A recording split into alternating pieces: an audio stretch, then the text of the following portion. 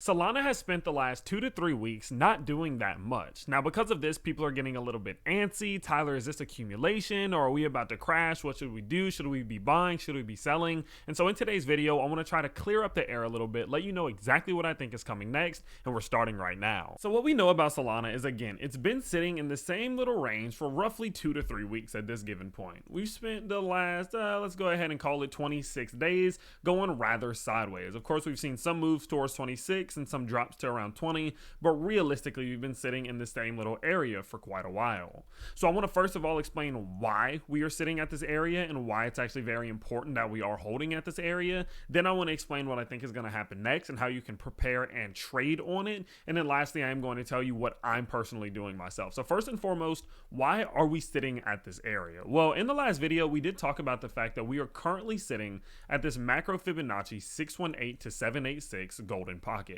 Now, not only are we within the golden pocket here, we are also sitting directly below two massive establishments of support that have held up historically, in which we have been sitting above them up until this point, right now that we're coming to retest it. And so now that the market is at a bit of a standstill, we are seeing a battle of the bears driving the price down and the bulls driving the price up while sitting within this golden pocket here. And now it's a bit of a battle, right? It's a 50-50 struggle to try to figure out who is going to win at this given point in time. Now, this is also represented by our Bollinger Band width. One thing that you can see is if we get this pulled up here, this is simply just the width of the Bollinger Bands. Remember, your Bollinger Bands squeeze together in moments of lacking of volatility and broaden in moments of volatility. So whenever things get more volatile, you will see these Bollinger Bands get wider apart. And what we can see here is that on the Bollinger Band width, we have nearly fully reset all the way back down to this 0.09 level, which is where we historically will get some type of volatility inbound. And so as you can see here, this reset that we're seeing and this cool down very well could be coming to an end relatively soon.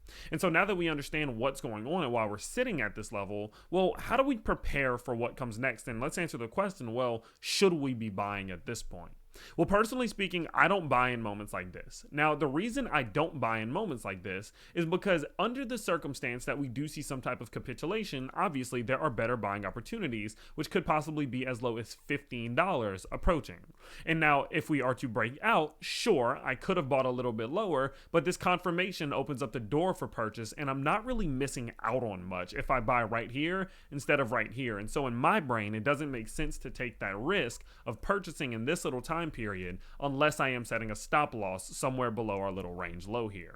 So the way that I'm going about it is, as I mentioned before, I'm setting a range. Now, if you want a good range to set, what I would simply just do is don't even worry about drawing horizontal lines, just draw in your macro Fibonacci's. We are currently sitting between the 786 level to the top side and the 618 level to the bottom side. Your 618 level sitting right at $21.29 and the 786 level sitting right around $27.78. And what I would do is say, okay, under the circumstance that we do break that 27.78 level, we're in a situation which will likely come revisit the top side of our range at least, which could be a move of up to $35 to $37, and there could be a beautiful trade to take on there. Now, if you are going to try to take on that trade, what I would say is that you can do it through PrimeXBT. Of course, you guys know our channel is doing a campaign with them right now. If you do use my link down below, you'll not only get up to $7,000 in bonuses and 7% cash back on your deposits, but you will also get reduced fees through my link, and you'll also get access to copy trading, which, if you don't know what that is, you can basically pick different traders on the platform that you think do well, basically invest money into those traders, and they can trade for you. And I've seen people make hundreds, if not thousands of dollars from doing this, and it's all passive. So make sure you do go check that out with the first link in the description down below. Now, let's talk about what happens if the price does start to fall to the downside. So of course, we said if this thing breaks $27 and about 78 cents, we will of course take on a bit of a long trade towards the upside. But what happens if that doesn't happen? What happens if we start to capitulate and see the price rolling over towards the downside? Well, personally speaking, I'm paying attention to this $20.55 to about $21.35 area, this little zone between our 618 level and its previous establishment of support. If this zone is lost, if we lose support here, especially especially if we get a head and shoulders pattern bounce to the downside like this. I'm expecting a push first to $17.50 and second towards $15. These two breakdown targets are extremely likely to be met, and we're in a position in which that can look like a fall of up to 13% to price target number 1 and up to 25% to price target number 2. After we see the price of a crypto, especially something like Solana, shoot up 225%, a pull to the downside of over 30-40% is extremely common. And so because of that, if this range is lost, I will be taking on some short trades, expecting this push towards the downside here.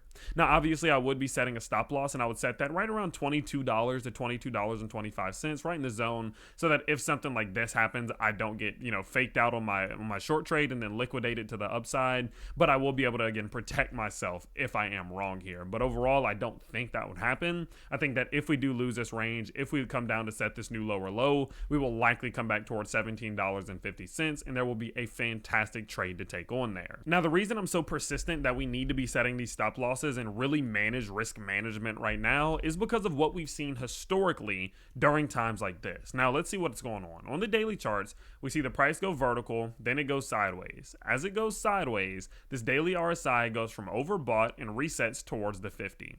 Let's take a look at the last time that this happened. The last time this happened was back here. Whenever we saw the price go pretty vertical, almost straight up, then it starts to go sideways, right there. Now, during that same time period, we saw this RSI go from overbought and reset towards the 50. As it hit the 50, it then went straight up, everyone was kind of expecting that we were going to continue to the top side, but that's not what happened. It went straight up, saw an extension, and then an immediate crash to the downside that did look like Solana losing about 60% of its value in just a couple days here.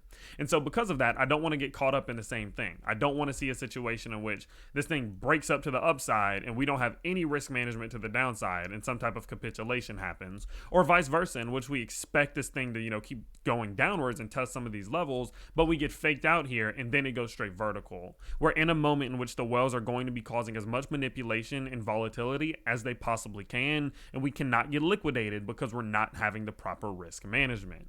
And so since I do expect that this move is going to happen soon, again, I do believe that this breakout to the upside or downside will happen relatively soon, especially considering we've reset on the Bollinger Band width here. It would tell me that it is important to get this game plan set. Yes, I am saying it can go up. Yes, I am saying it can go down. I am not trying to be right. I just want you to be prepared.